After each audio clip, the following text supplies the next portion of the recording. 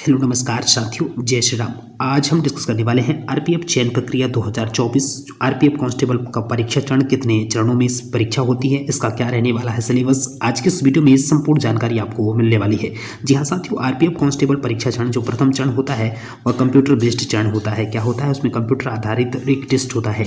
और चरण जो सेकेंड स्टेप होता है उसमें क्या होता है, शारीरिक दक्षता परीक्षण होती है, यानी फिजिकल करवाया जाता है।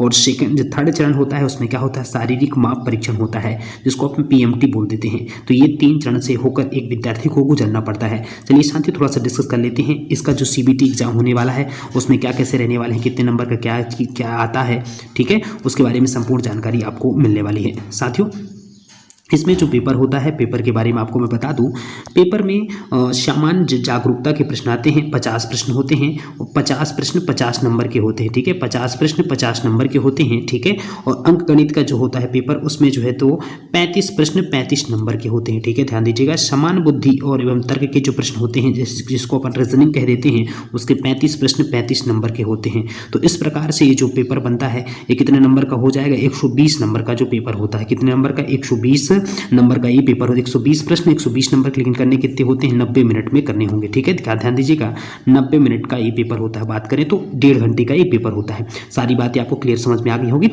तीन इसमें क्या रहते हैं, सब्जेक्ट होते हैं, सामान्य जागरूकता का, अंक गणित का और रीजनिंग का, जिसको बोल देते हैं, ठीक है। अगले स्टेप की बात करें, अगले चरण की बात करें, अगले चरण में क्या चीज़ें होती हैं, सेकेंड जो स्टेप होता है।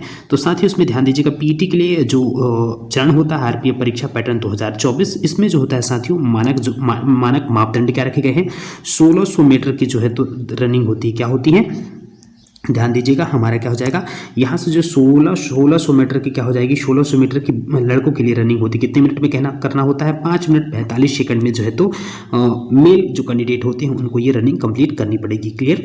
और 800 मीटर की जो रनिंग होती है वो लड़कियों के लिए होती है, उनको यह 3 मिनट 40 सेकंड में यह जो है तो दौड़ कंप्लीट करनी पड़ेगी, क्लियर। और जो लंबी छलांग की यदि मैं बात करूँ तो लड़कों को जो है तो 14 फीट की लंबी छलांग करनी पड़ेगी और महिलाओं को वही 9 फीट की लंबी छलांग करनी पड़ेगी, लड़कियों की बात, ठीक है। अगला जो उछाल होती है, जो उछालने के लिए, तो उसमें पुरुषों के लिए 4 फीट होता है और वही लड़कियों के लिए 3 फीट होता है, ठीक है। तो इस प्रकार से ये हमारा ये फिजिकल हो जाएगा, अगली बातें, ठीक है। उसके बाद जब फिजिकल हो जाएगी सारी चीज़ें तो आपकी फिर से जो है तो शारीरिक मापदंड दिया जाएगा। तो शारीरिक मापदंड की मैं बात करूँ तो उसमें क्या ध्यान देना होता है, उसके लिए मैं थोड़ा सा बात कर लेता हूँ।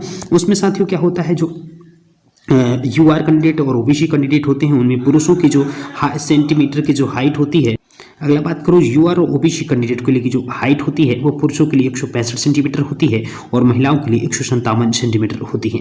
वही बात करूँ एससी और एसटी कैंडिडेटों के लिए, तो उसमें जो पुरुषों की जो लंबाई होती है 160 सेंटीमीटर और महिलाओं के लिए 162 सेंटीमीटर होती है। उनमें से भी जो भी रिजर्व कैंडिडेट होते हैं, जैसे कि मैं बात करूँ उनमें रिजर्व कैंडिडेटों में गढ़वाली होते हैं, गोरखा होते हैं। कौन कौन से, गढ़वाली, गोरखा, मराठा, डोगरा, कुमायूं और सरकार द्वारा निर्दिष्ट अन्य श्रेणियां जो होती है उनमें पुरुषों की जो हाइट होती है वो 163 सेंटीमीटर होती है और महिलाओं की जो हाइट होती है 165 सेंटीमीटर होती है। तो ये जो है तो शारीरिक मापदंड हो गया, ठीक है।